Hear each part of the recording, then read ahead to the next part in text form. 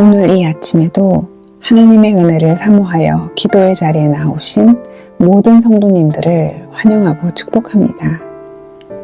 오늘 우리에게 주신 하나님의 말씀은 신약성경 누가복음 11장 37절에서 54절까지의 말씀입니다. 예수께서 말씀하실 때에 한 바리새인이 자기와 함께 점심 잡수시기를 청함으로 들어가 앉으셨더니 잡수시기 전에 손 씻지 아니하심을 그 바리새인이 보고 이상히 여기는지라. 주께서 이르시되 너희 바리새인은 지금 잔과 대접의 겉은 깨끗이 하나 너희 속에는 탐욕과 악독이 가득하도다. 어리석은 자들아, 겉은 만드시니가 속도 만들지 아니하셨느냐. 그러나 그 안에 있는 것으로 구제하라. 그리하면 모든 것이 너희에게 깨끗하리라. 화 있을진저 너희 바리새인이여, 너희가 박하와 운향과 모든 채소의 11조는 들이되 공의와 하느님께 대한 사랑은 버리는도다. 그러나 이것도 행하고 저것도 버리지 말아야 할지니라. 화 있을진저 너희 바리새인이여, 너희가 회당의 높은 자리와 시장에서 문안받는 것을 기뻐하는도다. 화 있을진저 너희여, 너희는 평토장한 무덤 같아서 그 위를 밟는 사람이 알지 못하느니라. 한 율법교사가 예수께 대답하여 이르되 선생님, 이렇게 말씀하시니 우리까지 모욕하시니이다. 이르시되 화 있을진저 또 너희 율법교사여, 지기 어려운 짐을 사람에게 지우고 너는 한 손가락도 이 짐에 대지 않는도다. 화 있을진저 너희는 선지자들의 무덤을 만드는도다. 그들을 죽인 자도 너희 조상들이로다. 이와 같이 그들은 죽이고 너희는 무덤을 만드니 너희가 너희 조상의 행한 일에 증인이 되어 옳게 여기는도다. 그러므로 하느님의 지혜가 일렀으되 내가 선지자와 사도들을 그들에게 보내리니 그 중에서 더러는 죽이며 또 박해하리라 하였느니라. 창세 이후로 흘린 모든 선지자의 피를 이 세대가 담당하되 곧 아벨의 피로부터 제단과 성전 사이에서 죽임을 당한 사가랴의 피까지 하리라. 내가 너희에게 이르노니 과연 이 세대가 담당하리라. 화 있을진저 너희 율법교사여, 너희가 지식의 열쇠를 가져가서 너희도 들어가지 않고 또 들어가고자 하는 자도 막았느니라 하시니라. 거기서 나오실 때에 서기관과 바리새인들이 거세게 달려들어 여러 가지 일을 따져 묻고 그 입에서 나오는 말을 책잡고자 하여 노리고 있더라. 아멘. 제가 하나님의 말씀을 맡은 목사가 된 후 가장 경계하는 일이 한 가지 있습니다. 그것은 바로 진심이 없이 행위만 남는 일입니다. 경건의 능력은 없는데 경건의 외양만 남은 외식하는 자가 되는 일입니다. 그래서 내가 전하려고 하는 바를 내가 살아내고 있는지 늘상 돌아보게 되고 그렇지 못한 제 모습을 발견할 때마다 많이 부끄럽고 말씀을 전하는 것이 주저되고 두렵기도 합니다. 아마도 이 직분을 감당하는 매 순간, 그리고 하나님 앞에 한 성도로서 살아가는 날이 다할 때까지 외식하는 자가 되지 않도록 가장 경계할 것 같습니다. 오늘의 본문 말씀은 저와 같이 말씀을 전하는 직분을 받은 사람들이 특히 주의하여 들어야 할 말씀으로 보입니다. 오늘의 말씀 속에는 바리새인과 율법교사가 등장합니다. 유대인의 종교 지도자들입니다. 바리새인은 유대 종교의 가장 엄한 파를 따라 살았던 사람들입니다. 바리새인이라는 이름 자체가 구별되다 라는 어원에서 나왔다고 추정됩니다. 바리새주의의 본질은 보수적인 성결운동이었습니다. 따라서 바리새인들은 삶의 지극히 작은 부분에서까지도 철저히 거룩하게 살고자 했습니다. 어느 날 한 바리새인이 예수께 자기와 함께 점심 잡수시기를 청하였고 잡수시기 전에 손 씻지 않으시는 모습을 보고 이상하게 여깁니다. 유대인들이 식사 전에 손을 씻는 것은 구약의 율법 조항은 아니었습니다. 그것은 바리새인들이 율법을 잘 지키기 위해서 세부 사항을 만드는 과정에서 생긴 장로들의 유전이었습니다. 그런데 이 유전을 지키지 않는다고 예수님을 이상하게 여깁니다. 어쩌면 예수님은 바로 이 태도를 다루시기 위해 일부러 이 상황을 만드셨는지도 모르겠습니다. 복잡한 정결법을 행하여야만 구원을 받을 수 있다고 주장하는 바리새인에게 예수님은 화 있을진저, 화가 있을 것이다 라고 하시며 책망하기 시작하십니다. 42절 말씀입니다. 화 있을진저 너희 바리새인이여 너희가 박하와 운향과 모든 채소의 11조는 드리되 공의와 하나님께 대한 사랑은 버리는도다.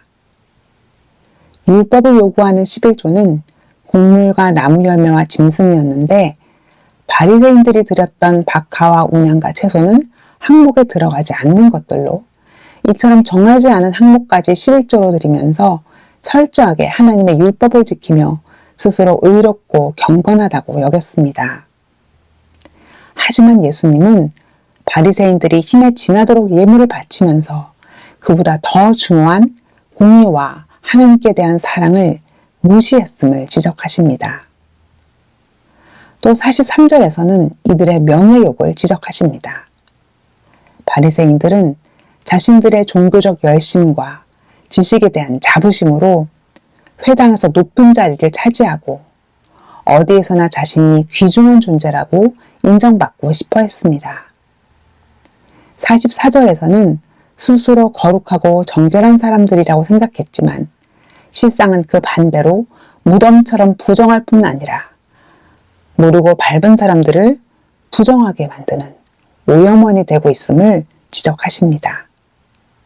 이어서 외식하는 또 다른 부류인 율법교사가 등장합니다. 율법교사는 바리새인과 매우 가깝게 지내는 동료로 하나님의 뜻과 관련된 율법의 법적인 측면을 연구하던 사람들입니다.